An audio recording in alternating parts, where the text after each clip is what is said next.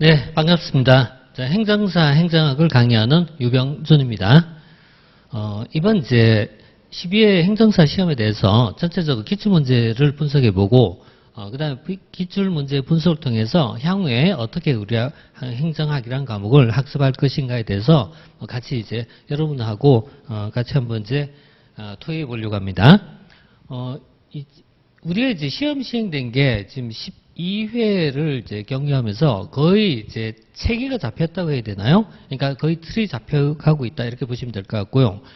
그 틀이 잡혀가는 과정이라는 파트를 이따가 이제 기출문제 유형 분석을 통해서 좀 간단히 좀 살펴볼 겁니다. 그러니까 대체로 어떤 파트에서 어떻게 시험이 출제가 되고 있고, 그다음 그 패턴이 어떻게 가고 있다라는 걸 얘기하는데, 결론적으로 좀 얘기하자면은 문제의 어떤 틀, 범위라는 것은 거의 이제 좀 세팅이 된 것 같아요. 다만 안에 있는 내용을 채워가는 과정은 좀 변하고 있습니다.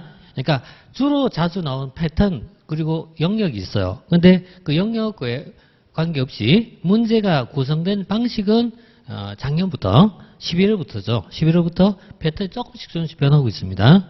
그래서 기존의 행정사의 고유한 어떤 패턴이 있었어요. 그 패턴이 최근에는 일반직 시험하고 유사한 경향을 좀 띠고 있습니다. 그래서 이런 부분이 하나 이제 변화의 추세다라고 봐요. 이런 변화의 추세를 분석해갖고 향후에 이제 우리가 어떻게 준비하고 대응할까에 대해서 같이 좀 논의해 보도록 하겠습니다.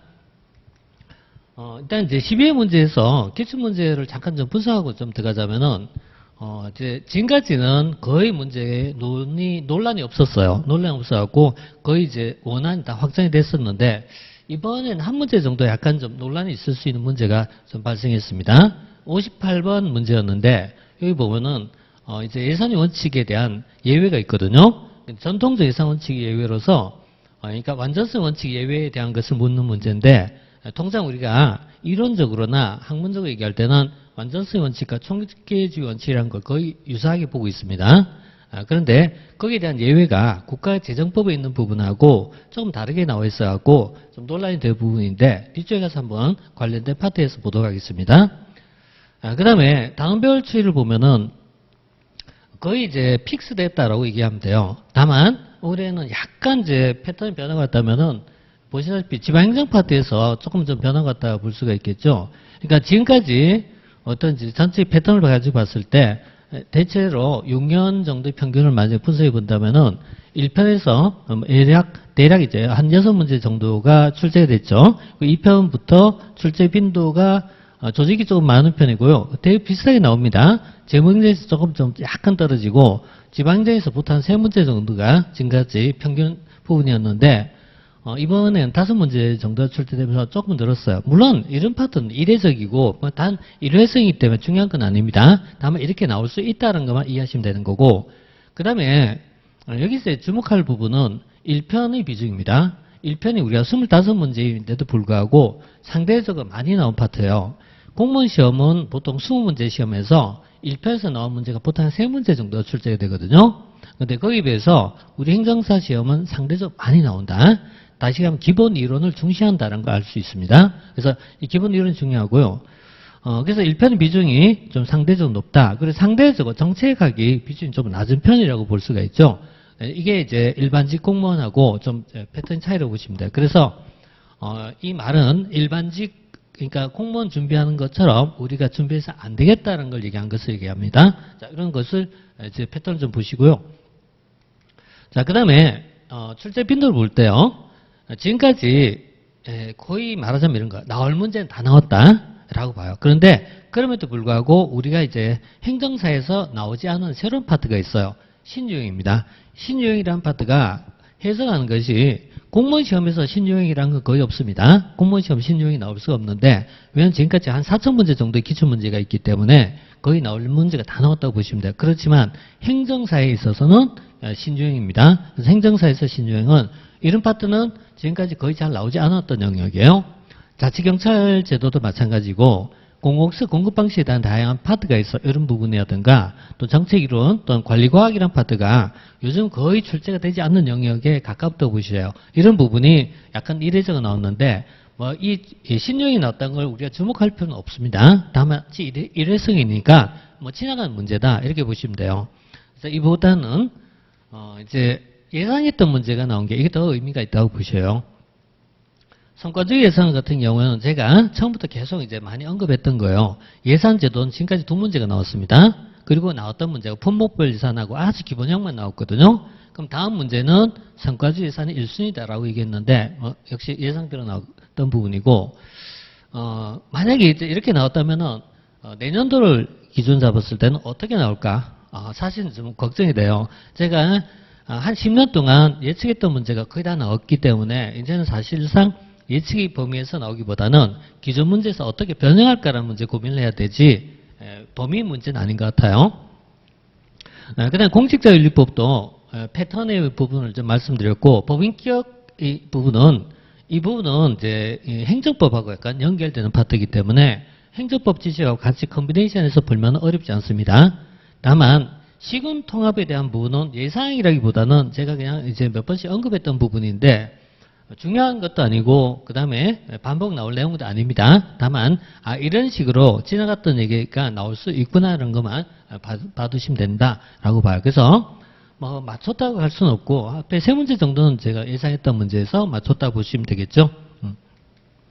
자, 그러면 이제 바로 이제 문제 좀 진행해서 볼게요. 문제는 원래 번호 그대로 살렸습니다. 우리가 이제 민법 총칙, 행정법, 그 다음에 행정학이 이제 있다 보니까 뒤쪽이 좀 위치하는데 51번부터 나옵니다. 자, 여기 보시면은 1편 중에서 외부성이라는 파트가 있어요. 외부성이라는 파트는 시험에서 굉장히 많이 나올 수 있는 영역입니다. 물론 우리 시험에서는 많이 나온 파트는 아니에요. 그래서 빈도가 한 중간 정도밖에 안 되는데 이보다 난이도도 높은 파트는 아니지만 이 부분이 왜 의미가 있느냐라는 면은 행정이 가장 관점을 두고 있는 파트는 두 가지입니다. 첫 번째는 시장 실패라는 개념과 함께 정부가 왜 필요한가라는 이유가 되겠고요. 두 번째는 정부가 개입이 많아짐으로써 나타난 부작용이 있어요. 이른바 정부 실패가 되거든요. 따라서 정부 실패 어떻게 극복할까라는 문제거든요. 그러니까 행정의 두 가지 영역은 첫 번째는 시장 실패와 시장 실패에 따라서 정부 개입이 왜 필요한가라는 문제였고 두 번째는 정부 개입이 문제점을 양산하는데 그것이 정부 실패라는 거죠. 그래서 어떻게 해야 되냐라는 문제거든요. 이 두 가지이기 때문에 두 가지는 어떤 형태든간 시험이 출제가 돼요. 자, 그 내용이 외부성이라는 시장 실패로 가지고 설명한 겁니다. 외부성이란 말은 보통 시장 실패를 설명한 파트인데요. 경제학에서는 외부 경제, 외부 불경제 또는 긍정적 외부 효과, 부정적 외부 효과 이렇게 표현하거든요. 이렇게 표현하는데 이 긍정적 효과는 사회적 바람직함에도 불구하고 적게 생산된다. 이게 문제고 반면 외부 불경제, 부정적 외부 효과는 사회적으로 바람직하지 못하다. 그런데 많아진다. 이게 문제가 돼요. 그래서 결국 두 가지에 대한 해법을 찾는 거거든요. 그러니까 우리가 외부성이라든가 외부성, 외부 경제 뭐 다 같은 맥락입니다. 외부성, 외부 효과 다 같은 말인데 외부성의 문제는 외부 경제와 외부 불경제가 있는데 외부 경제는 사회적 이로운 것들 예를 들어서 공원, 도로 이런 것입니다. 이런 외부 경제는 시장에 맡기면은 항상 적어진다. 적게 생산한다. 과소 생산이 문제가 되는 거고 외부 불경제는 대표적 케이스가 환경오염이거든요. 환경오염 같은 것은 시장에 맡기면은 많아진다. 과다 생산이 문제가 된다. 따라서 과소 생산이 되는 외부 경제 같은 경우에는 정부가 장려할 필요가 있고 반대로 외부 불경제는 정부가 이걸 억제해야 되는데 이 억제하기 위한 방안이 뭐냐 이거죠. 그 방안이 뭐냐 이런 문제가 이제 풀어가는 기본 패턴이에요. 그러니까 이런 부분은 일종의 외부성이라는 파트를 공부할 때 일종의 공식이라고 보시면 돼요. 공식처럼 이 틀을 가지고 가면은 거의 대부분 다 이 안에서 변형이 일어나도 이 안에서 일어나지 크게 바뀌지가 않습니다. 자, 그래서 외부 경제일 때는 정부가 보조금을 지급하는 방안이 있고 외부 불경제일 때는 벌과금을 부과하거나 또는 뭐 조세를 통해서 해결할 수도 있고 또는 직접 금지를 할 수도 있습니다. 이렇게 이제 두 가지 패턴이 있거든요. 이 패턴이 있는데 이런 이제 조세를 부과하는 경우가 있어. 이런 것을 보통 환경오염세라고 부르죠. 환경오염세, 피부세로 부르기도 합니다. 그래서 이런 환경오염세를 통해서 하자 이런 얘기인데 이런 어떤 환경오염세를 통해서 부과하자 이런 것이 이제 여기 들어갈 수 있죠. 그 다음에 외부 경제는 보시다시피 과소 생산이죠. 그래서 이게 뭐 당연히 이제 틀렸던 내용인데 이런 내용들은 처음 공부하면 어려울 수 있지만은 대체로 한 2회독 정도가 지난 시점부터는 그렇게 어렵지 않은 내용입니다. 그래서 기본 패턴을 그대로 유지하면 되는 부분이기 때문에 이렇게 보시면 되겠고요. 자, 그 다음에 가능하면은 제가 패턴을 좀 빨리 할 겁니다. 그래서 왜냐하면 우리가 지금 기출문제를 분석한 목적은 결국은 다음 시험에 대비하는 것인데 여기서 자세히 풀겠다는 의미보다는 이렇게 공부해야 된다라는 소위 가이드라인을 제시하는 게 제일 중요한 목적이라고 볼 수가 있겠죠. 그래서 이 해설보다는 공부한 패턴에 대한 있잖아요. 방법에 대한 내용을 주로 제가 이제 말씀드리려고 합니다. 자, 그 다음에 방금 봤던 내용들은요. 우리가 지난번 6회 시험에서는 어떤 문제예요? 6회 시험 문제는 어떤 기출문제입니다. 기출문제하고 거의 똑같죠? 똑같은 부분인데. 그래서 이걸 보면은 이렇게 얘기해요. 아, 기출문제를 반복하면 되겠구나. 맞습니다.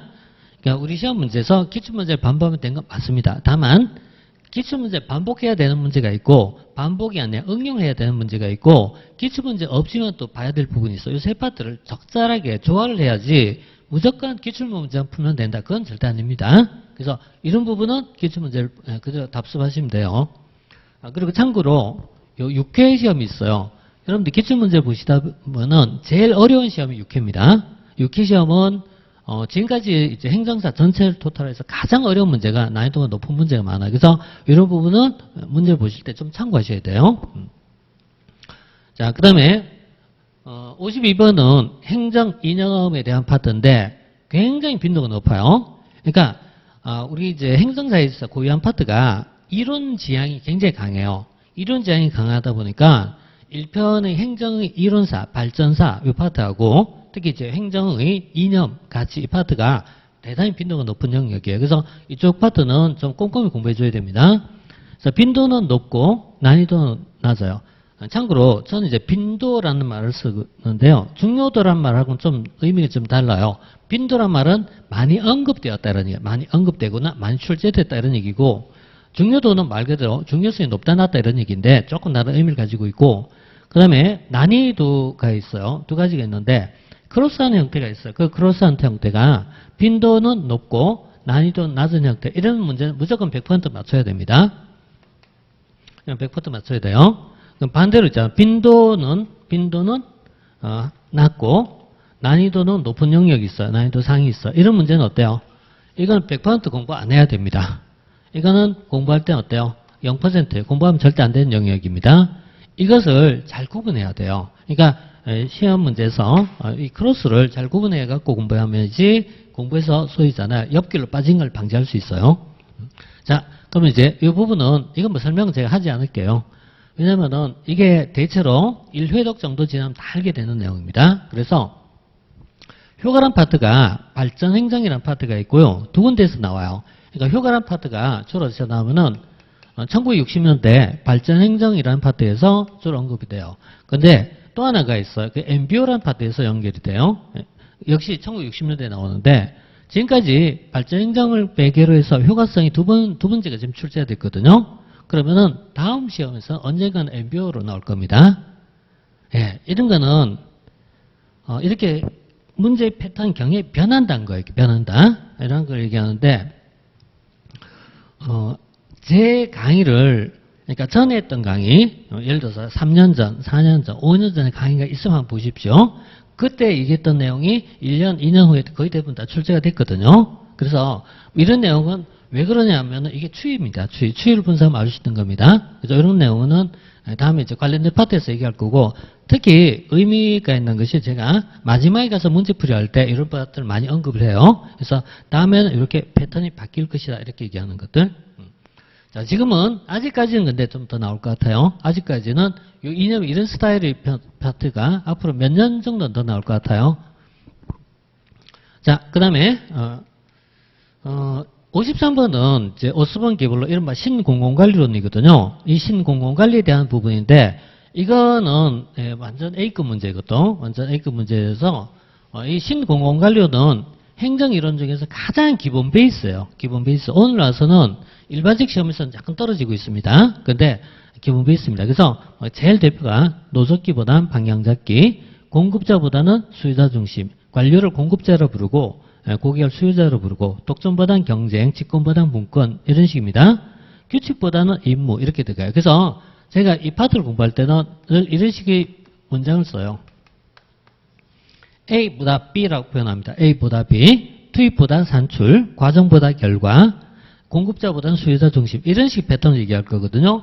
그래서 예를 들어서 공급자보다는 수요자 중심 이 패턴을 잘 정리하면은 1편뿐만 아니라 4편, 5편, 6편 거의 모든 파트 다 연결됩니다. 그래서 이건 가장 기본형 패턴이기 때문에 이건 무조건 학습하셔야 돼요. 그래서 노석기보다는 방향 잡기 이런 파트예요. 이런 부분 독점보다는 경쟁 이런 식으로 나타나는데 이게 이론을 가장 간명하게 정리할 수 있는 파트예요. 그러니까 이 과목이 굉장히 어려워요. 어렵지만 이렇게 패턴 잡아가면 절대 이건 어렵지 않은 영역입니다. 그래서 이런 걸 이제 보시면 되겠고요. 자, 물론 이제 이렇게 나왔죠. 이거는 뭐냐면은 지난번 이제 전범위 문제 있어요. 그러니까 대체로 시기에서 본다면 4월달에 저희들이 매년 하고 있습니다. 매년 3, 4월달에 보면은 전범위 모의고사 문제를 패턴을 돌리고 있어요. 이쪽에서 주로 많이 나오는 건데 거기 나왔던 문제하고 비슷하죠? 똑같지는 않아도 거의 이 정도는 같은 문제 아닌가요? 자, 그죠? 이렇게 보면 이 규칙 있지 않습니까? 규칙이 아니라 이거 임무 중심, 규칙이 아니라 임무 중심 틀린 거거든요. 자, 그 다음에 54번 역시 아까 이제 말씀드렸지만 이 예산 제도에서 지금까지 나왔던 문제는요 2개밖에 안 나왔어요. 예산 제도로는 2개밖에 안 나왔는데 하나는 품목별 예산이고 또 하나는 예산 제도의 변천 과정을 물었던 게 2가지밖에 안 나오는데 그 다음 우선순위가 뭐였냐 물으면 6가지라고 했던 건데 바로 이 파트입니다. 그래서 이해가 쉽다는 얘기예요. 시민이냐 국민이 이해가 쉽다 이렇게 얘기할 수 있고요. 이해가 쉽다 얘기할 수 있고 이 성과집입니다. 다음이 걱정됩니다. 다음 파트에서는 여기까지 예측했으면 그 다음 단계 뭐 나올까를 이제 예측해야 되잖아요. 근데 다음 예산은 아무래도 연기준이나 자본예산 이런 파트가 나올 확률이 높아요. 뭐 이건 이제 그 다음 파트인데 자 이건 그래서 이거는 시험 직전에 약간 좀 신기를 받아서 제가 좀 얘기할 기회가 있을 겁니다. 자 이렇게 보시고요. 그 다음에 물론 이렇게 전범위 문제도 이거 봤던 거죠. 어떠세요? 문제 패턴이 앞에 보다시피 자 다시 한번 볼게요. 시민이나 의원이 그죠? 시민이나 의원 이렇게 돼 있잖아요. 그죠? 시민이나 의원이 자 이렇게 돼 있는데 시민이나 의원이 국민이나 의원이 똑같은 얘기 아닙니까?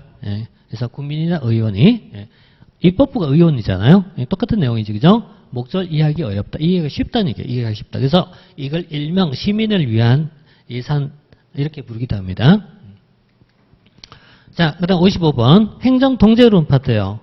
행정통제론 파트는 우리 행정사에서는 정말 단골 손님이에요. 행정사에서는 이거 정말 빼놓지가 않아요. 거의 있잖아요. 한 90% 나온다고 보시면 돼요. 확률적으로 보면. 그래서 행정통제론은 12회 중에서 한 10번 정도가 출제가 됐던 영역입니다. 그래서 이거는 뭐 100% 나온다고 보시고 공부하시면 돼요. 어렵지 않습니다. 정말 쉽습니다.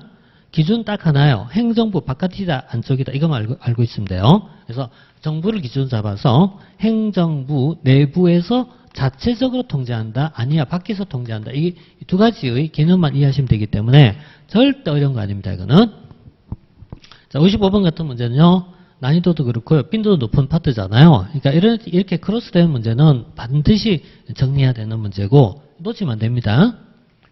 자 그다음에 물론 이제 뭐 이렇게 우리 기출문제도 수없이 나왔던 문제입니다. 이게. 자, 그 다음에 56번은 이게 공직윤리에 대한 파트예요.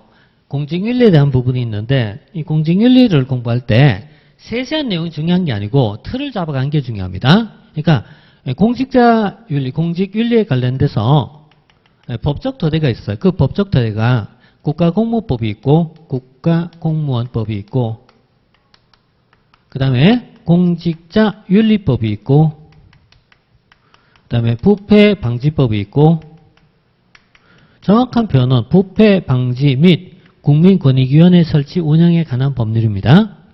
그 다음에 김영란법, 청탁금지법이 있고 청탁금지법, 이른바 김영란법이라 부르죠. 이런 내용이 있고 그 다음에 이해충돌방지법이 있어요. 이해충돌방지법 이렇게 해서 하나, 둘, 셋, 넷, 5개 있잖아요. 이 5가지의 법적 토대가 있는데 국가공무법에 보면 13가지 의무가 있어요. 13가지 의무가 있고 공직일부에 5가지 메인 중요한 사항이 있어요. 그리고 부패방지법 3개가 중요하고 청탁금지법 3개 이런 게 중요하거든요. 그런데 이 내용을 평면적으로 공부하면 다 기억해야 되잖아요. 그래서 이걸 정리할 때는 국가공무법은 다 빼버리시고 공직윤리법에 있는 파트가 있어요. 이거를 5가지를 기억하는 겁니다. 5가지 뭐 있다 기억하는 하나, 둘, 셋, 넷, 5. 근데 중요한 게 하나, 둘, 3개가 중요합니다. 더 외워야 될 건 첫 번째, 두 번째입니다. 이게 일단 순서거든요. 그래서 여기에 해당될 파트예요. 그러니까 여기 보면은 바로 이제 이 백지 신탁의 문제가 있어요. 재산 등록과 공개가 있어요. 취업 제한이 있어요. 이 3가지 핵심이거든요. 이 3가지 취업 제한인데 제일 중요한 거는 재산 등록과 공개 그리고 등록과 공개 그 다음에 취업 제한 이 2가지가 핵심입니다. 취업 제한 이게 핵심이고요. 이거 외에도 이제 백지 신탁이라는 파트가 있어요. 그 다음에 부패방지법에도 있어요. 여기 보면 내부 고발에 대한 파트가 있어요. 내부 이런 게 있고요. 여기도 취업 제한이 있는데 또 뭐 국민감사 청구가 있어요. 국민감사 청구 이런 내용이 이제 포함되거든요. 이렇게 패턴이 나왔는데 정리하는 이 순서가 있거든요. 정리한 순서가 말한 거죠. 평면적으로 정리하면은 다 날아갑니다. 그래서 이 중에는 이제 첫 번째 공직윤리법을 먼저 정리해야 돼요. 무조건 이것부터 합니다. 그리고 여기 안에도 하나, 둘 이것부터 먼저 정리해야 돼요. 그리고 셋, 넷 여기까지 들어가면 더 좋습니다. 밑에는 일단 이해가 될 때까지는 하나 건들지 않고 안 보는 게 더 좋아요. 그래서 한쪽만 정확하게 좀 정리하고 나서 어느 정도 픽스가 된 시점부터 조금씩 더 추가해서 보면 돼요. 자, 이 내용들은 여기서 핵심이기 때문에요. 뭐 다하고 뺄 게 없어요. 그래서 뭐 다로 5분 나올 수 있는데 이런 거는 저는 쉬운 파트라고 봐요. 저는 쉬운 파트다. 난이도 충분했지만 저는 더 쉽다고 생각해요. 그렇지만은 또 느끼는 정도가 달라요. 빈도는 객관적입니다. 빈도는 객관적입니다. 왜냐하면 단원이 나오는 영역이니까. 하지만 난이도는 주관적입니다. 사람마다 느끼는 정도가 달라요. 모든 사람이 똑같지 않은 거예요. 누구는 어렵게, 누구는 쉽게 느끼기 때문에 우리가 이제 일률적으로 얘기할 수 없는 것들이 많이 존재해요. 법학하고 차이점입니다. 자, 57번. 이거는 제명장에 보면은 예산 신축성 확보 방안이라는 파트가 있어요. 여기 보면 한 10서너 개 정도가 나와 있어요. 그 중에서 가장 대표가 이용, 전용, 이체, 명시효율, 사고유효율, 국고 채용 부담에 이런 것들이거든요. 이런 내용이 쭉 나와 있는데 이 개념을 묻는 거예요. 개념을 묻는 거니까 이거 정리하면 됩니다. 정리하면 보고 이거는 모의고사 같은 데서 수없이 다룬 것 중에 하나예요. 제가. 그래서 많이 다룬 거기 때문에 절대 뭐 저는 정리할 때 뭐 더 특별한 내용이 없어요. 이거는 많이 하면 됩니다. 이거는 많이 하면 되는데 많다고 해도 많지도 않아요. 사실은 종류가 한 6, 7개 용어만 파악해 주면 됩니다. 그래서 빈도는 굉장히 높은 영역이에요.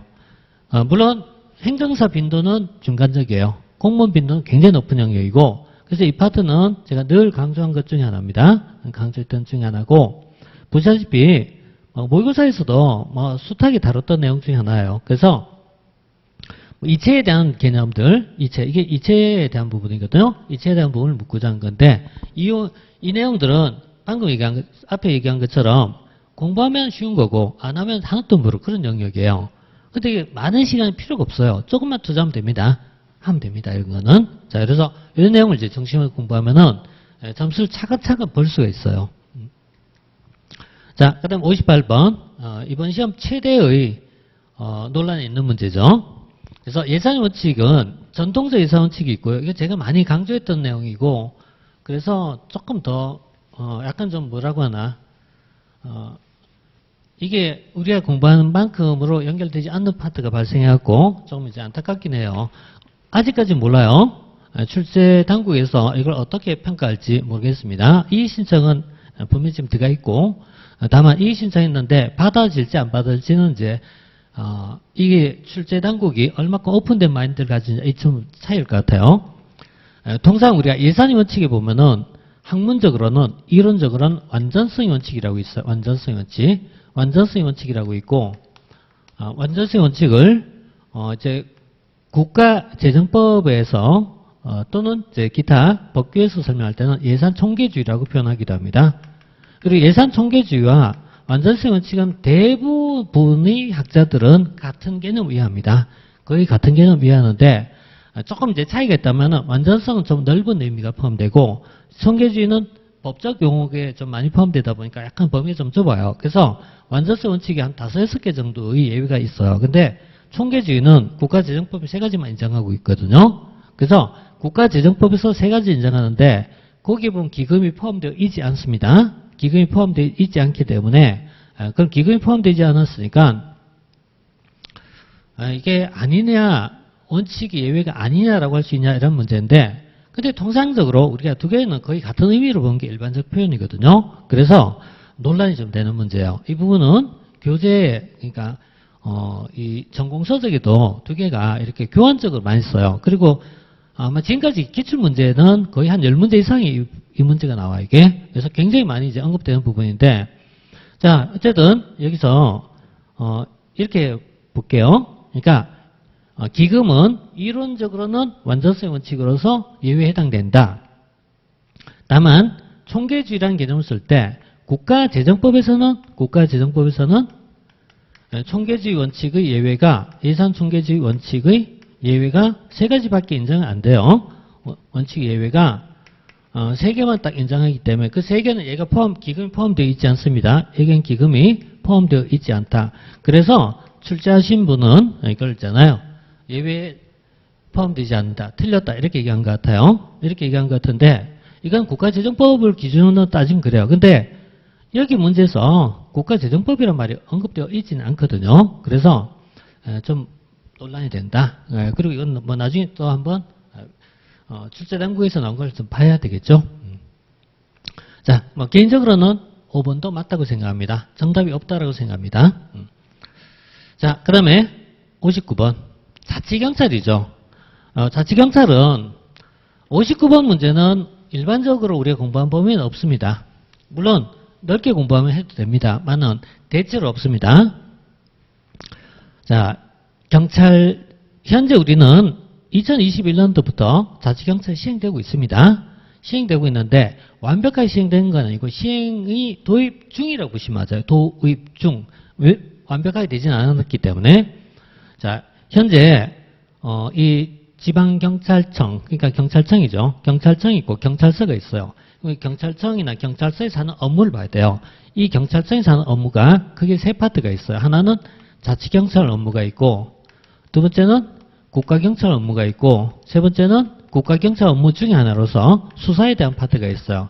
근데 이 3개를 관할하는 기관이 각각 다르다는 얘기예요. 그래서 시도지사의 소속으로서 이 자치경찰위원회가 있고 그 다음에 시도지사 소속 자치경찰위원회가 있고 그 다음에 경찰청이죠. 경찰청이 있고 그 다음에 또 하나는 국가수사본부가 있어요. 줄여서 국수본이라고 해요. 이게 각각의 업무에 관련돼서 여기에 있잖아요. 지휘감독을 합니다. 이렇게 돼 있어요. 그래서 지방의 경찰청이나 경찰서는 세 업무를 세 기관으로부터 지휘감독을 받는다. 이렇게 보시면 돼요. 이것을 조직론에서 공부할 때는 매트릭스라고 부릅니다. 매트릭스 같은 형태를 통해서 운영되고 있어요. 사실 이런 파트가 굉장히 많아요. 그래서 예를 들어 보건소가 있다. 보건소 업무도 국가 업무도 있고 지방 업무도 있고 막 섞여 있습니다. 그래서 이런 업무가 이제 혼합되어 있는 형태가 여기 들어가요. 자, 지금은 자치경찰에 대한 개념이고 그 다음에 시도경찰위원회가 자치경찰 업무를 관장한다. 그 다음에 자치경찰위원회는 시도지사 지휘감독을 맡아서 자치경찰 사무를 담당한다. 이렇게 돼 있어요. 이렇게 돼 있는데 이게 사실 이 자치경찰 사무를 수행한 것은 경찰청이죠. 그래서 이게 경찰위원회라는 개념이 이제 여기 이제 틀렸죠. 그래서 문장을 이제 바꿔야 되겠죠. 그래서 경찰청은 시도경찰위원회의 지휘감독을 받아 이렇게 이제 표현이 되는데요. 이렇게 이제 자치경찰에 대한 아주 좀 예외적 문제가 좀 출제가 됐습니다. 그래서 이런 것도 뭐 한번 참고로 이런 것도 있구나 이 정도 보시면 될 것 같아요.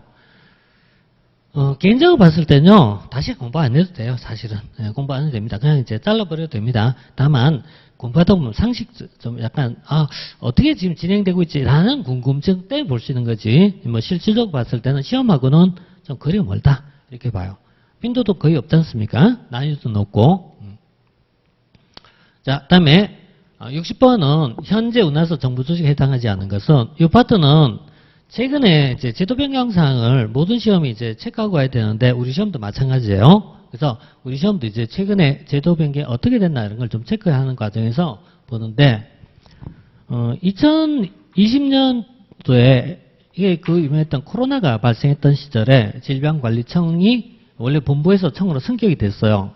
그리고 2023년도부터 이제 윤석열 정부죠. 여기 들어오면서 국가보훈처를 국가보훈부로 승격했어요. 따라서 이제는 국가보훈처가 없습니다. 그 다음에 외교부 소속으로서 제외동포청이라는 것을 하나 더 신설했어요. 그래서 이 파트가 늘어갔고 현재는 정부 부서가 이제 숫자가 좀 증가했습니다. 그 다음에 24년도 올해죠. 6월 달에 이건 정확하게 얘기하면 24년도 5월 27일 날서요. 5월 27일 날 경남 사천에 우주항공청이 신설됐습니다. 그 다음에 종전의 문화재청을 국가유산청으로 명칭을 바꿨어요. 이렇게 바꿨고, 그 다음에 뭐 업무의 소관 변경, 이건 뭐 중요한 건 아니니까 이렇게 보시죠. 그래서 현재는 19부 3청, 20청으로 정부 조직이 아주 사이즈가 커졌습니다. 부서가 많죠, 그죠? 굉장히 많죠. 자, 이렇게 늘게 되었다. 이게 이제 현재의 시스템입니다. 그래서 이거 바탕으로 풀면 되는 문제이기 때문에 이거는 뭐 한 번 정도 좀 관심 가지고 봐야 되겠죠? 아직까지는 여성가족부 있습니다. 있고 국가보훈처가 부로 됐다. 자, 다음에 61번. 이건 뭐 전형적 예산 문제라고 봐야 되겠죠? 전형적 예산 문제인데요. 대통령 소속하고 늘 얘기했지만 이 대통령 소속이 있고요. 그 다음에 국무총리 소속이 있고요. 그 다음에 행정각부 소속이 있어요. 이 정부 조직도를 좀 약간 그림을 그리면은 좀 우리가 정리하기 편해요. 그래서 대통령 소속으로 두 가지가 있는데 이게 방송통신위원회와 규제기획위원회거든요. 그래서 보통 방통규제, 방통과 규제 이렇게 방통과 규제 또는 대방규 이렇게 많이 기억합니다. 국무총리 소속은 크게 중요한 파트가요. 인사혁신처가 있고 인사혁신처에서 소청심사위원회가 인사혁신처 소속으로 되어 있죠. 이런 것이라든가 중앙징계위원회라든가요. 그 다음 국민권익위원회가 있죠. 국민권익위원회. 국민권익위원회는 세 가지 기능이 있죠. 세 가지. 그래서 고충민원이 있고 그 다음 부패방지가 있고 부패방지. 뭐 최근에 요 굉장히 말 많았던 부분이 이쪽이죠. 부패방지. 네, 이런 내용이 있고 행정심판이 있고 행정심판. 행정법에서 얘기하는 행정심판위원회. 뭐 이런 내용이 이제 여기 들어가죠. 그래서 이 소관을 정리를 요 정도까지는 해둔 게 좋습니다. 요 정도까지. 자, 그 다음에 넘어갈게요. 방통은 대통령 소속이죠. 방통. 자, 이게 지난번 전범위 일회 문제에서 다뤘던 내용입니다.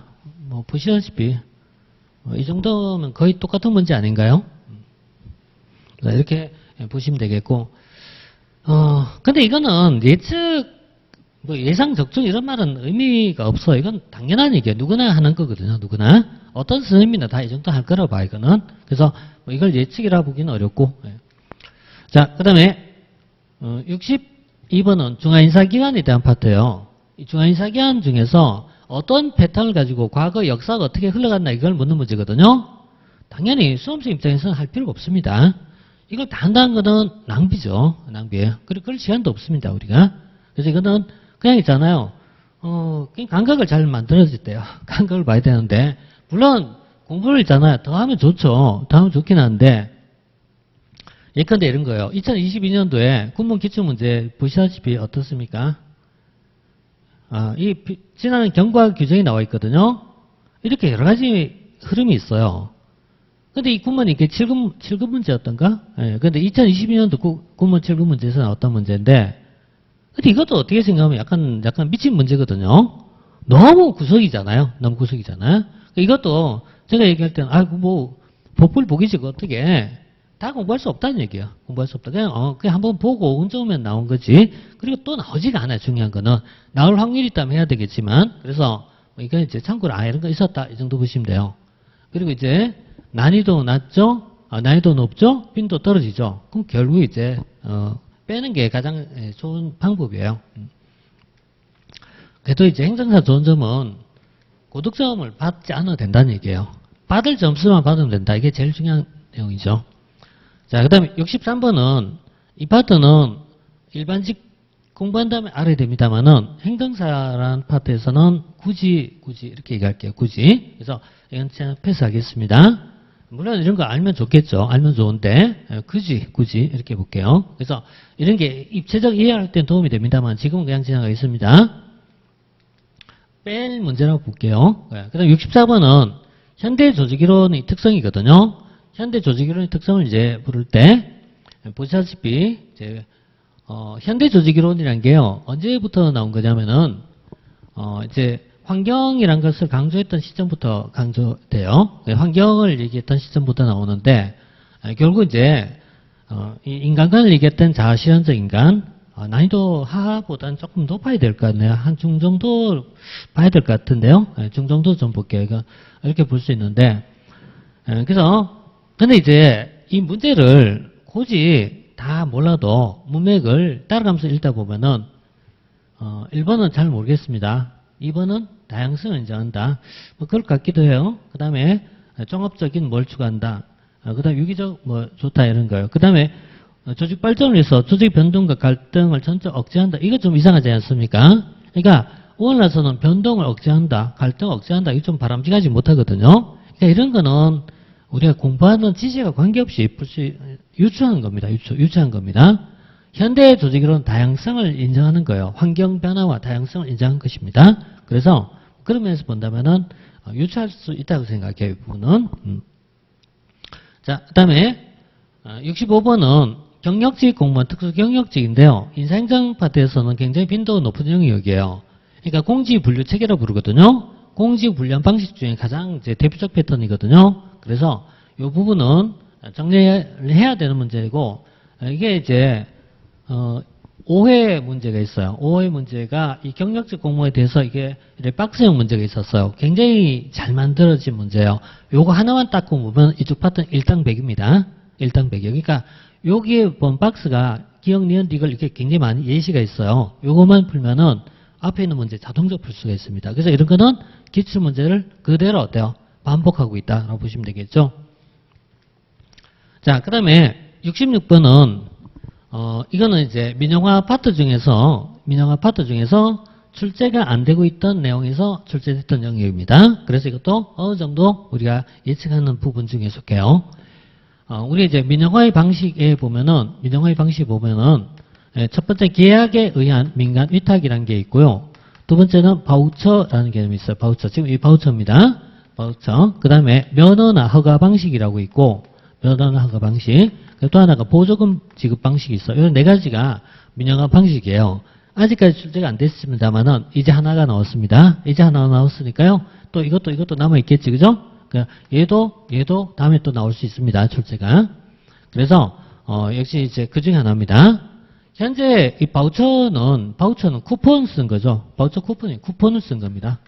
그래서 지난번에 예방접종 쿠폰 이런 겁니다. 예방접종 쿠폰 이런 거예요. 그러니까 예방접종 쿠폰인데 예방접종 이 사례를 저는 많이 얘기할 거예요. 사례를 얘기하는데 예방접종의 쿠폰은 내가 어느 한 병원만 가는 것이 아니라 병원 중에 하나 선택할 수 있거든요. 병원 중에 하나를 선택할 수 있어요. 그러니까 특히 건강진단 이런 거 건강진단 우리가 이제 40세 이후부터는 국가 암검진이라든가 건강검진을 하잖아요. 그때 내가 선택할 수 있잖아요. 이 바우처입니다. 자, 따라서 지정하는 기관이 아니라 소비자가 선택할 수 있어요. 소비자가 선택할 수 있어요. 이게 키워드예요. 바우처의 가장 큰 장점은 뭐냐 물으면요. 다른 거 다 빼버려. 딱 하나의 장점이 뭐냐면 소비자 선택권이에요. 소비자 선택권. 요것만 알면은 풀 수 있습니다. 자, 그래서 이렇게 이제 예시를 보고 있는데요. 현재 이 아이 돌봄 서비스 굉장히 많죠, 그죠? 보육 서비스, 요양원 이런 거 굉장히 많죠. 자, 이거 다 바우처 방식이죠. 자, 그다음 67번은요. 지금까지 역시 잘 나오지 않았던 영역 중에 하나인데 파견, 전보, 전입, 전직, 겸입서 이렇게 있는데 인사권을 달리한 것을 우리가 전입이라 불러요. 전입이라 부르고 보직을 바꾼 것을 전보라 부르고 파견 이런 거 있는데 이런 거는 약간 좀 글쎄요 그래도 관하고 상대하려면은 용어 정도는 좀 아는 게 좋지 않겠습니까? 그래서 어느 정도는 좀 알 필요가 있지 않나. 중요도가 높진 않아요. 그래서 높진 않지만 이런 것도 있다라는 거는 좀 상식적으로 좀 봐주면 좋을 것 같습니다. 자, 그 다음 68번은 전자정부에 대한 부분인데, 근데 전자정부에 대한 문제인데, 근데 이제 개념은 전자정부에 대한 문제는 대부분 다가 맞춰라라는 문제예요. 서비스형 문제예요. 서비스 문제. 그래서 정말 있잖아요. 패턴이 정말 단조로워요. 항상 이 편이에요. 공급자 중심과 수요자 중심이 있어. 뭘 중시할까요? 공공서비스 공급자란 말은 정부 또는 관료를 지칭하고 수요자란 말은 시민이나 고객을 얘기하거든요. 그럼 당연히 뭘 중시하자 이렇게 얘기하면 어때요? 공급자 중심에서 수요자 중심으로 이게 기본 패턴이에요. 이 패턴만 가지고도 지금까지 거의 한 7, 8문제가 출제가 됐습니다. 그래서 이건 엄청 나오는 표현입니다. 자, 그래서 바로 넘어갈게요. 이거는 공급자 바로 틀렸죠? 바로 넘어갈게요. 근데 69번은 이제 행정학이지만 행정법의 지식을 가져오면 더 쉬워져요. 이게 행정법에서 시험 문제가 나오면은 다음 중 행정 주체가 아닌 것 이렇게 묻거든요. 행정 주체가 아닌 것 이렇게 묻는 거고 행정학에서 풀 때는 광역과 기초자치단체에 대한 이해가 필요한 내용입니다. 그래서 우리가 자치단체를 얘기할 때 광역이 있고요. 기초가 있잖아요. 광역에 속한 것이 서울특별시, 광역시 또 이 세 종류가 있고 기초에 속한 것이 시, 군, 구가 있어요. 그런데 이제 이렇게 이정제로 가는 게 원칙이지만 제주특별자치도와 세종특별자치시는 자치단체가 하나밖에 없어요. 이걸 단층제로 부르죠. 단층제. 그래서 이 제주와 세종은요. 밑으로 쭉 내려가면은 요 밑에 서귀포시나 제주시는 자치단체가 아닙니다. 자치단체 아닌 형태로 들어가 있어요. 그래서 제주시나 서귀포시가 있어. 이 케이스가 여기 들어갑니다. 이렇게 이제 들어간 건데 법인계 있다 없다 이런 얘기인데 내용은 알면은 정말 쉬운 문제예요, 이것도. 그래서 이게 제가 서귀포하고 제주시 바뀌었잖아요, 그죠? 서귀포와 제주 바꿨는데 또 그쪽에 제주에 2개밖에 없으니까요. 그래서 서귀포 너무 좀 식상해갖고 제주시가 너무 식상해서 서귀포로 바꿨거든요. 바꿨던 문제인데 보시다시피 어때요? 거의 같은 맥락이겠죠? 같은 맥락이죠? 그래서 법인격이 있다. 다른 말씀 법인격이 있다 없다. 자치단체이다 아니다. 자치단체를 우리가 법인격이 있다라고 얘기하고 자치단체 아니다. 법인격이 없다라고 얘기하는데 법인격이 없다. 자치단체가 아닌 것. 문제가 자치단체가 아닌 것 이렇게 보는 거거든요. 자, 이렇게 보는데 자치단체가 아닌 것. 법인격이 없는 다른 말로 자치단체가 아닌 이렇게 되죠. 이렇게 쓰는데 이 파트가 지금 제가 본 것처럼 자치단체인 것 아닌 것 이걸 묻는 거잖아요. 그래서 이렇게 보시면 되겠고 자, 그 다음에 70번은 지방자치에 대해서 묻는 문제 중에서 좀 어렵다고 봐요. 왜냐하면 1번 같은 경우에는 우리가 맞다 틀렸다 이게 약간 이제 행정학보다는 법적 시각이 조금 포함됐어요. 법적 시각이. 법적에서 우리가 이제 주민이라는 개념이 있어요. 주민이라는 개념이 있는데 공법적 개념에서 바라본 것과 사법적 관점에서 바라본 건 다르죠. 우리가 사법에서는 주소라는 개념이 이렇게 쓰죠. 생활이 근거되는 것을 주소라고 부른다 이렇게 되잖아요. 그죠? 이거는 사법에서 민법에서 얘기한 거고 공법은요 딱 하나예요. 주민등록법에 의해서 되어 있다 아니다 이것만 묻는 겁니다. 그러니까 사법과 공법은 다릅니다. 사법을 공부하면 이런 거 나오잖아요. 형식주의, 실질주의, 단수주의, 복수주의 아마 이렇게 얘기할 거예요. 그래서 여기 나온 부분인데 사법은 실질적 개념을 바라보는 거죠. 실질적 개념을 보고 있고 공법은 약간 형식적 개념으로 바라보고 있죠. 이런 차이라고 보시면 돼요. 그래서 이런 개념을 이거 이해하면은 그럴 수 있구나, 그럴 수 있구나 이렇게 들어갈 수 있는데 그냥 읽으면은 야 뭐 이런 생각이 들 수 있어요. 자 그다음에 2번에 나온 참은 자치권이라든가요, 전례권이라는 파트 이거는요. 우리 행정사에서 정말 많이 물어요. 이것도 4문제 이상이 이게 출제가 됐던 내용이거든요. 그래서 이 부분은 행정학의 지식을 조금 넘어가더라고요. 행정학의 지식이 보통 고유권 전례권이라면은 헌법학에서 나오는 표현도 조금 나와요. 그래서 예를 들어서 자연법 사상에 기초하고 있다라든가 헌법적 지식이 약간 좀 들어가는데 이런 내용이 이제 포함됩니다. 그래서 뭐 이게 유사지문이죠. 유사지문인데 이것도 다수 출제됐던 영역입니다. 이렇게 보시고. 자, 그 다음에 71번은요. 이게 이제 뭐 만적 모형, 최종 모형, 쓰레기통 모형 가장 전형적 스타일이게. 그러니까 정책 결정의 이론적 모형을 얘기할 때 이게 가장 대표적으로 나오는 패턴이에요. 역시 이 내용도 되게 이제 정리할 때는 여기에 이 어떻게 보면 이제 기억할 사항이란 게 있어요. 그 기억이란 게 예를 들어서 만적 모형에는 뭐가 있고 점증 모형에는 뭐가 있고 하는데 보통 우리가 기억할 때는 핵심이 회사 모형, 두 번째 쓰레기통 모형, 그 다음 세 번째 앨리슨 모형 이 세 가지가 정리할 때 필요해요. 회사 모형에는 5가지 특성이 있어요. 5가지. 쓰레기통 모형에는 참가자의 특징이라고 있고 그 다음에 선택 기회 그러니까 흐름이라는 것이 4가지 흐름이 있어요. 흐름이 4가지 흐름이 있어요. 여기까지가 시험 문제가 1차적으로 나옵니다. 그리고 만약 이 문제가 어느 정도 자리가 잡히면은 다음에는 이거 발전해서 킹던이라는 사람의 흐름창 모형이라고 이어져요. 킹던 이론은 다음에 이어지는데 이건 그 다음에 나온 거고 지금은 여기까지 나옵니다. 앨리스는 3가지입니다. 3가지. 1, 2, 3. 하나, 둘, 셋 이렇게 3가지. 하나, 둘, 셋 이렇게 나와요. 여기 보면은 모델 1, 모델 2, 모델 3 이렇게 나와요. 이렇게 들어가는데 이 부분이 나온 겁니다. 그래서 관료정치 모형이라는 파트가 여기 나온 부분입니다. 모델 3라고 불러요. 모델 3에서 나온 부분인데 이게 관료정치 모형이라고 부르는데 이 부분하고 관련된 파트입니다. 그래서 이 내용들은 지금까지 패턴보다는 조금 난이도가 50% 정도 좀 더 올라갔습니다. 지금까지 아주 쉽게 나왔고요. 아주 쉽게 나오다가 조금씩 오르고 있습니다.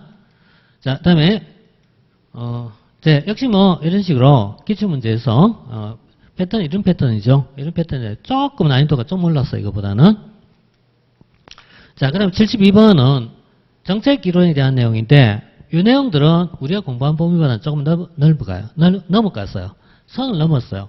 행정의 경계가 있고요. 행정의 요 바깥에는 정치학의 경계가 있어요. 이 경계선상에 있는 것이 조합주의라든지 조금 더 막스주의라든가 이런 것이 경계를 넘어가요. 넘어가기 때문에 행정의 범위를 조금 넘어간다. 그래서 제가 봤을 때 난이도 높은 영역이고 저는 이 파트는 그냥 빼고 싶습니다. 빼고 싶습니다. 물론 해도 좋습니다. 하지만은 이렇게까지 투자할 필요는 없다라고 봐요. 그래서 이거는 지나간 것이 좋다라고 봐요. 자, 그 다음에 73번은 주민소송에 대한 파트거든요. 주민소송에 대한 부분인데 주민소송에서 이 요건 같은 게 쭉 나와 있어요. 요건이 나와 있는데 이 주민소송에서 이런 내용은 주민소송이 된다, 안 된다 이런 것을 얘기한 거예요. 이런 내용을 얘기하는데 여기에 대한 거. 자, 1번부터 볼까요? 주민이 공직자를 재직죄 불신임하여 이건 주민 소환이라고 그러죠. 소송이 아니고 소환입니다. 이게 주민 소환. 이걸 주민 소환이라고 불러요. 소환. 불러놓은 겁니다. 불러놓은 겁니다. 그 다음에 주민 투표죠. 주민 투표. 주민 투표를 얘기한 것이다. 이런 식으로 지금 이제 문장 이렇게 내용을 설명한 파트예요. 설명 파트고 역시 인기죄 파면한다. 주민 소환을 얘기하죠. 소환. 얘기하고 이제 주민 소송입니다. 주민 소송. 자, 이렇게 봐요. 그래서 이제 뭐 4번 같은 것은 우리가 개념에 있는 부분이니까 역시 어렵지 않다고 봐요. 이것도. 자, 지금 이런 것도 주민소송이 이제 케이스 사례죠. 사례인데 역시 뭐 3회 문제니까 세 번째 했던 문제네요. 자, 여기서 다뤘던 내용이고 물론 이제 이런 건 있어요. 이렇게 다뤘던 문제인데 저 문제가 100% 똑같이 안 나오고 비슷하게 나와도 맞출 수 있나? 우리가 문제를 푸는 이유는 똑같은 문제를 원하는 게 아니라 패턴이 같을 때 똑같은 결과를 만들 수 있도록 하는데 목표를 두는 거지 똑같을 수는 없습니다. 자, 74번은 이게 있잖아요. 이게 어떻게 생각하면은 완전히 새롭다. 뭐 이런 게 다 있어. 이렇게 할 수도 있지만 제가 이걸 있잖아요. 두 번 정도 언급했어요. 첫 번째는 정책 지지자 연합 모형이라는 파트가 있어요. 정책 집행론을 공부하면은 정책 지지자 연합이라고 있는데 정책 지지자 연합에 보면은 찬성 연합과 반대 연합이 있어요. 그것이 바로 청주와 청원의 통폐합 과정입니다. 청주와 청원에서 찬성 연합과 반대 연합이 있어. 이들이 한 20년간 줄다리기 끝에 결국은 찬성 연합으로 돌아서면서 통폐합이 됐어. 이게 가장 최근에 일어난 겁니다. 그리고 그 직전에 있었던 것이 마창진이. 그래서 얘가 가장 최근, 그 다음 이렇게 보시면 되고, 밑에는 볼 필요 없습니다. 이건 아주 오래전에 했던 거니까. 사실 이제 1번, 2번 중에 하나를 고른 문제라고 보시면 돼요. 이렇게 보시면 되겠고. 자, 그럼, 자, 마지막으로 75번에 보면 관리과학에 대한 파트가 있는데요. 자, 맞는 걸 찾는데, 관리과학이라는 파트가요, 관리가 OR이라고 표현해요, OR. 이걸 발전시킨 형태를 SA, 체제 분석이라 부르고요. 얘가 발전한 형태가 체제 분석이라 부르고, 이걸 더 발전시킨 것을 정책 분석이라고 불러요. 이 파트에서 나오는데, 근데 이 OR이라는 관리과학이 이쪽은 우리가 양적 분석, 오른쪽 갈수록 질적 분석, 기술적, 경제적, 정치적, 기술적, 정치적, 경제적, 정치적 이렇게 분석의 패턴이에요. 패턴인데 분석할 때 조직에서 얘기할 때는 요 사람에서 분석한 걸 OR이라고 부르고 이쪽에서 분석한 걸 체제 분석이라고 부르고 가장 상층부에 있는 사람을 정책 분석이라고 표현해요. 그래서 기술적, 경제적, 정치적 요인까지 고려한다 이런 얘기예요. 여기서 나온 파트거든요. 그런데 일반직 공무원에서도 최근 실제는 출제가 안 되고 있습니다. 거의 안 나오고 있습니다. 그래서 안 나오는 문제가 참 오랜만에 나왔네요. 오랜만에 나왔고 이런 것도 있다. 근데 개인적으로는 뭐 역시 빼도 됩니다. 자, 여기까지 해갖고요. 문제를 이제 좀 분석했는데 제가 빠르게 한다 해도 시간 좀 많이 걸렸네요. 근데 결국 이제 우리가 이제 좀 정리를 하자면은 이거예요. 우리는 이제 기출 문제를 보고 있습니다. 그럼 행정학은 기출 문제만 공부하면 됩니까? 이렇게 물어요. 제일 많이 받았던 것 중에 하나예요. 기출만 받아도 됩니까? 그럼 이 공부 단계에 따라 다른 거죠. 만약 이분이 처음 공부한다. 그럼 뭐라고? 기출문 보세요. 근데 공부 조금만 더 했어요. 그때 어때요? 기출 보되 조금 더 추가하세요. 이렇게 얘기하겠죠. 그죠? 사실은 요까지가 맞는 표현이에요. 요까지가. 그래서 기출문제만 보시면 됩니까? 물으면 어때요? 기출문제만 보면 안 되고 조금 더 추가하면 됩니다. 그런데 그게 핵심이 아니고 그러니까 기출문제 분석을 할 때는 방금 봤던 것처럼 기출만 보면 됩니까? 아니야. 그게 아니고 플러스 알파를 조금 봐야 됩니다. 조금만 더 보면 됩니다. 근데 이거는 범위를 얘기한 거고 중요한 거는 이 범위 안에서 범위도 넓어지고 있지만은 문제를 물어간 패턴이 자꾸 변하고 있다는 얘기예요. 문제를 묻는 패턴. 그러니까 요 범위 안에서라도 범위가 좀 패턴이 넓어지고 있기 때문에 이걸 대처하는 부분을 찾아야 됩니다. 그래서 기출문제에서 맞다 틀렸다 OX 줄만 꺼서 되는 문제가 아니고 조금 더 문장을 독해하는 능력을 좀 늘리셔야 돼요. 그래서 문제 범위는 넓히지 마세요.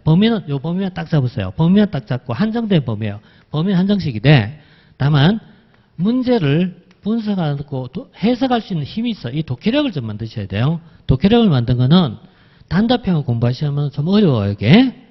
이걸 이제 얘기하는데 그럼 그게 많이 걸리지 않습니까? 그렇지는 않습니다. 제가 행정학을 학교 법학원에서만 지금 2008년부터 지금 강의하고 있거든요. 행정사는 1회 때부터 지금까지 강의하고 있거든요. 그럼 이렇게 강의 오래 하고 있다는 건 뭘 얘기하겠습니까? 거쳐갔던 많은 수험생들이 있었을 거고 어느 정도 어때요? 이게 노하우가 검증이 된 거 아니겠어요? 그러니까 그 검증이 된 상태 지금 이제 현장에 많이 가서 일하고 있단 말이에요. 그러니까 결국은 뭘 얘기하냐면은 우리 공부하는 데 있어서 제가 범위를 넓혀서 공부하진 않아요. 다만 독해력을 만드는데 좀 노력을 이걸 집중한다는 얘기예요. 이게 이거는 우리 이제 OX만 해석하면 안 됩니다. OX 보지 마시고 틀렸다 맞았다 이 문제가 아니고 문장을 읽어 나가는 힘을 만드셔야 돼요. 그것은 이제 차츰 반복하시면 돼요. 절대 어려운 거 아닙니다, 이거. 빈도 분석을 마무리 좀 해놓고 할게요. 이게 뭘 얘기하냐면은, 빈도는 나왔던 영역에서 얼마큼 나오냐 이런 얘기예요. 그러니까 나왔던 영역에서 얼마큼 나오냐 물을 때, 나왔던 A, B 영역을 합치면은 대부분입니다. 다시 얘기하면 두 개 합치면 90%입니다. 우리 시험은, 시험 범위는 절대로 벗어나지 않습니다. 시험 범위는 딱 요 파트에서 나와요. 딱 파트에 나오는데, 물어가는 방식은 자꾸 바뀌는 거예요. 물어가는 방식은 자꾸 어때요? 세련되게 바뀌고 있어요. 이걸 이제 우리가 좀 따라가 주셔야 돼요. 그래서 범위는 정형화되어 있다. 다만 패턴이, 물어가는 패턴이 바뀌고 있다. 이렇게 보시면 돼요.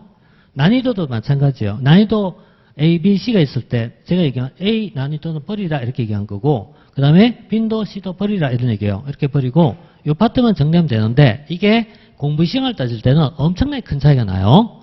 엄청나게 차이가 나요. 왜냐면은 보통 이 영역에서 시간이 대부분 차지해요. 대부분 공부할 때. 그래서 이런 부분을 좀 줄이는 것이 중요한데, 그건 어떻게 하냐. 나중에 보시면서 하면 돼요. 이렇게 보시면 되고. 이거는 최근에 추이 변화를 분석하는데, 뭐 여기까지는 안 보셔도 상관없습니다. 그래서 이거는 제가 참고적으로 제가 한번 했던 거고, 뭘 얘기하려고 했냐면은, 빈도나 난이도가 조금씩 발전하고 있다는 걸 얘기하고 있습니다. 조금씩 변하고 있다. 이걸 얘기하려고 했던 건데요. 자, 이렇게 좀 보시면 되겠고, 그래서 다시 이제 강조드리지만은, 시험 문제에서는 우리가 바운더리를 이만큼 잡으면 당연히 실패하겠죠. 그렇다고 이렇게 잡으면 이것도 실패하겠죠. 그래서 어느 정도의 적당선을 유지해야 되겠죠.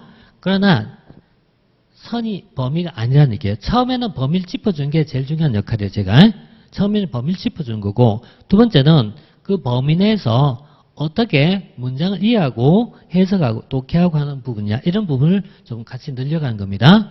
그래서 우리말인데도 사람마다 받아들이는 단계가 너무 달라요. 어떤 분들은 별거 아니네, 쉽네. 어떤 분은 무슨 뜻이니 아무리 독해가 안 돼요. 그래서 그 편차가 너무 심하기 때문에 말씀드린 것처럼 빈도는 객관적이지만 난이도는 주관적이라는 얘기예요. 이거는 사람마다 받아들이는 정도가 다 다르다는 얘기예요. 그래서 이런 걸 제가 배려해야 된다고 봐요. 배려. 이거 아시겠죠? 이게 아니에요. 같이 읽어야 돼요. 문장을 같이 읽지 않으면 절대 못 넘어갑니다. 이런 부분이 앞으로 이제 같이 우리가 노력할 부분이 아니냐 이렇게 생각합니다. 자, 이번 시험 치신 분들은 또 시험에 또 그런 느낌이 있을 거고, 이보다는 이제 또 새로 준비하신 분들에게는 오늘 했던 수업이 도움이 되시길 바라겠고요. 수업이나 교재는 본인이 맞는 걸 찾으셔야 돼요. 가장 맞는 걸 찾아갖고 그걸 가지고 의심 없이 하는 게 가장 바람직하다라고 생각합니다. 예, 자, 여러분 감사합니다.